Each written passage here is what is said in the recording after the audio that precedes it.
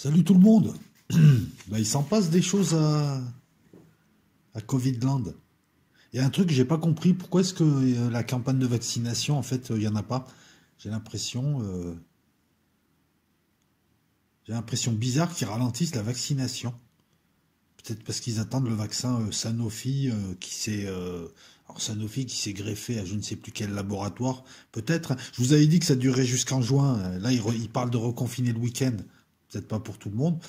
Et puis on voit la dramatisation des chiffres là pour nous préparer à. Faut pas vous leurrer, hein. Ils ont obtenu ce qu'ils voulaient.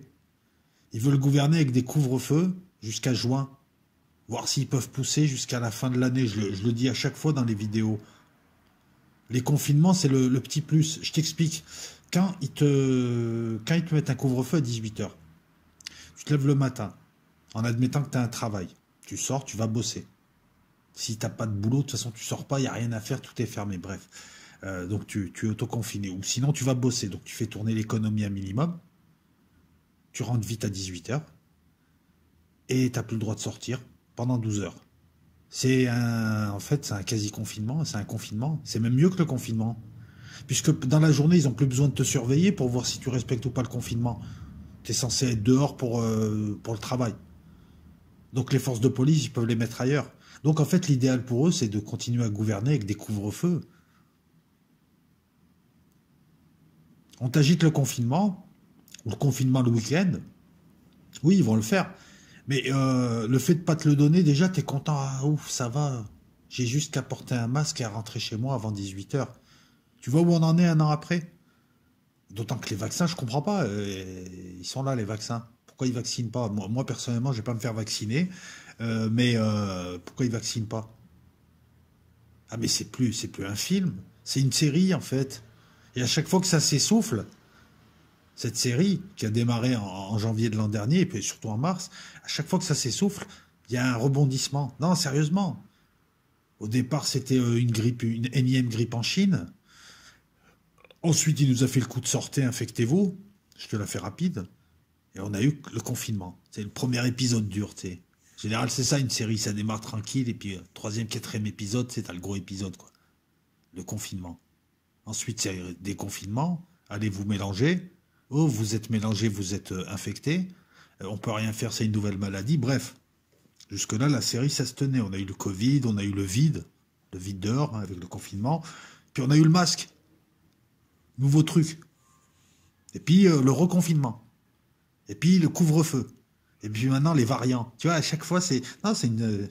Là, on rentre dans la deuxième saison. Alors, c'est les vaccins qu'il n'y a pas. Ou les vaccins qui tuent, comme le vaccin Pfizer. Ah, c'est rigolo, hein. C'est rigolo. Enfin, c'est rigolo, non, parce que ceux qui ont dit on n'en sortira pas, vous aviez raison, les gars.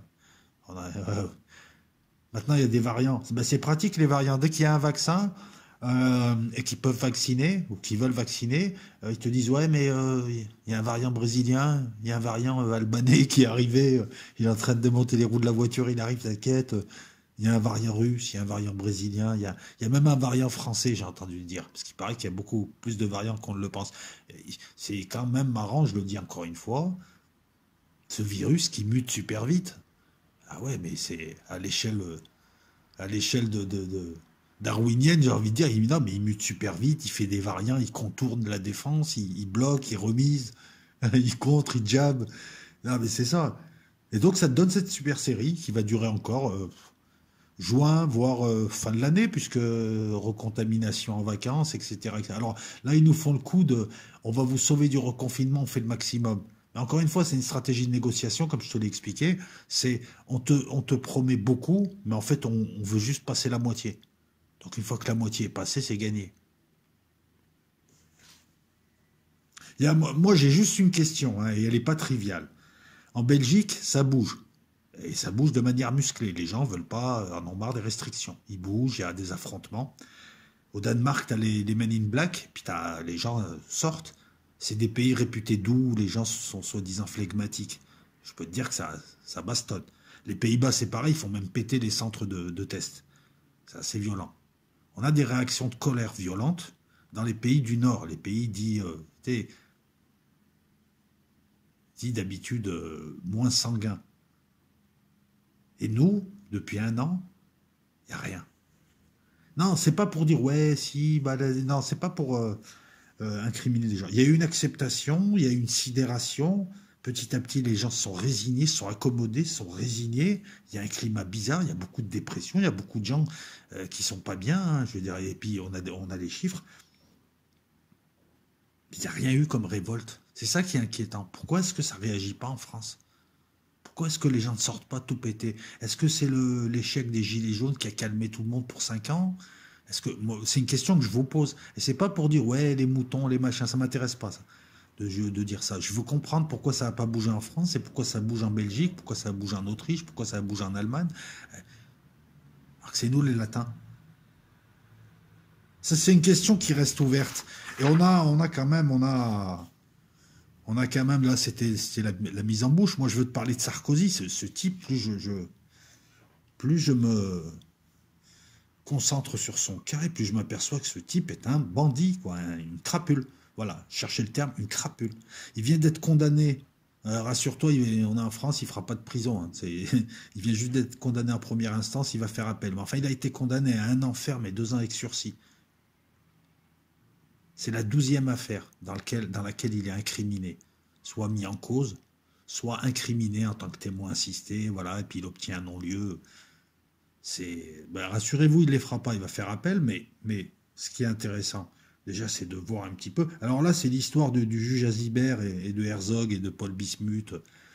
Sarkozy, avec une fausse identité, celle de Paul Bismuth, avait une ligne qui lui permettait de communiquer avec son avocat, qui lui-même était en lien avec Gilbert Azibert, un magistrat, qui prétendait avoir assez d'entre-gens pour savoir ce qui se faisait à la Cour de cassation.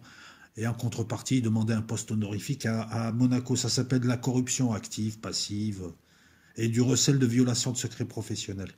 Les 3 sont condamnés. Il prend 1 an ferme quand même, hein, même s'il ne les fait pas, hein. Même s'il ne les fait pas, il ne fera pas l'élection. Il vient d'être habillé pour l'élection. C'est ça l'analyse. Macron vient d'écarter le seul personnage à droite qui pouvait l'inquiéter. Macron maintenant va faire en sorte que Le Pen soit mise en avant par les médias, et on va avoir un Macron-Le Pen en 2022, en sortie de Covid, où Macron va pérorer en disant qu'il a sauvé qu'il a sauvé la France, qu'il a sauvé l'histoire, et qu'il a bien géré, parce qu'ils vont réécrire l'histoire. Et l'autre Godiche, elle va suivre, parce qu'elle est toute contente, hein, elle a les médias, elle n'a pas compris, où ça serait terrible qu'elle ait compris le jeu qu'elle fait, d'occuper une place, c'est tout. Cette femme sert à rien. Donc on risque d'avoir ça. Parce que Mélenchon, même si c'est un caniche, il risque quand même d'être dangereux. De par ses véritables électeurs, eux, je les incrimine pas, c'est lui que j'attaque de caniche. Et restait Sarkozy. Alors, les Républicains font semblant de chialer, il y en a plein, des demi-celles qui aimeraient avoir sa place, mais il n'y en a pas un qui a les épaules pour suivre cette crapule. 12 affaires. Je te rappelle que c'est un président de la République, qu'on n'a jamais eu un président de la République autant incriminé dans des affaires sordides de pénal. Là, c'est corruption et trafic d'influence. Il se sert de son poste pour faire des pressions et obtenir un avantage. Et il chiale, il veut faire appel à la Cour européenne des droits de l'homme, alors qu'il a toujours incriminé les cours et les magistrats. Il a toujours considéré que c'était des gauchistes. Alors il a fait appel. À venir, le procès Big Malion. Alors, procès Big Malion, c'est une société qui surfacturait ses prestations en période électorale. Elle organisait les meetings de Sarkozy, elle surfacturait, et l'argent qui était surfacturé, on se demande où il allait, dans les poches de Sarkozy, et surtout dans les poches de son financement. Mais le problème avec Sarkozy, et je vais te le montrer à travers ses affaires, c'est que ça va aussi dans ses poches. C'est pas Chirac une affaire d'élection, c'est pas des affaires politiques, c'est des affaires de droit commun. Ce type a tué la fonction parce qu'il a une tête de voyou, c'est un voyou, il est opportuniste, c'est un tox, narcosie, il faut l'appeler. Et il a été soutenu, c'est ça qui est terrible, par toute la classe politique de droite, la droite classique, la droite bourgeoise qui prétendait défendre des valeurs. Certains d'entre eux se prétendaient gaullistes et ils ont suivi un bandit. Le mec te parlait de Karcher, ce type est une racaille. Ni Mitterrand, ni Chirac, ni des affaires politiques, ni des vulgaires affaires de fesses qu'ils ont à ce niveau-là. Attention, des affaires de fesses classiques, hein, je ne te parle pas de... Parce qu'en ce moment, il y a tout un tas d'affaires qui sortent assez sordides, on évite d'en parler parce que bon, ça serait maladroit, mais voilà, non, on parle des affaires classiques, à la Mitterrand, Elisabeth Tessier, tout ça. Et Narcron, j'ai envie de l'appeler, parce que hein, je crois qu'ils partagent la même farine. Narcron, lui, a réussi à le sortir du jeu. Parce que là, voilà, avec un an ferme, le temps que tu fasses appel, le temps que soit jugé, l'élection, elle est passée. Et des affaires, il y en a 12. Il y en a 4 en cours. Celle-là où il est condamné, il a eu 2 non-lieux. Il y a Big Malion. Il y a les soupçons de financement libyen. 2017, elle est en cours d'instruction. Bon, ils ont assassiné le ministre des pétroles libyens et Saif al-Islam ne sort pas les documents, mais on sait tous qu'il a été financé. Il y a l'affaire de Karachi, où il est témoin assisté. Mais il a il a eu un non-lieu en 2016, mais ce non-lieu a été annulé, c'est-à-dire que son statut de témoin assisté peut se transformer en statut de personne incriminée, de mise en cause. L'enquête est relancée. Alors qu'est-ce que Karachi? C'est simple, c'est Balladur et son gouvernement qui vendent de l'armement au Pakistan, qui le vendent en surfacturant, en mettant des grosses commissions. Alors, quand tu vends de l'armement, c'est classique, il y a un poste qui est un poste budgétaire qui est les commissions. Il y a toujours des intermédiaires, tu lâches toujours des dizaines de millions. Voilà, c'est toujours comme ça. Au général qui t'achète le truc, il faut toujours lâcher. Et il y a une pratique qui s'est toujours faite, notamment dans les milieux politiques français, c'est de donner 2 fois plus au type, et lui, il te rend la moitié. Ça s'appelle une rétrocommission. Et on suspecte le gouvernement Balladur d'avoir opéré cela au Pakistan. En plus de ne pas avoir respecté leurs engagements, ça a donné lieu à la mort de 9 ingénieurs français, puisque les Pakistanais se sont vengés. Ça, c'est encore une autre affaire pour laquelle Balladur a été jugé devant la Cour européenne. Non, pas la Cour européenne. La Cour de la République. Rassurez-vous, elle va le blanchir. Il est jugé là, je crois. Et donc, dans l'affaire de Karachi, Sarkozy est là et on aimerait savoir, il était ministre du budget, s'il était au courant, s'il a eu des commissions, pourquoi elles étaient aussi énormes, s'il n'y a pas des commissions qui sont revenues, si ça n'a pas financé son parti. Tu as une autre affaire aussi, une affaire russe. Donc, c'est toujours des affaires de fric, tu sais jamais s'il n'en prend pas pour lui. Une affaire russe, on trouve des virements de 500 000 euros reçus début 2020, notamment un virement, donc reçu début 2020.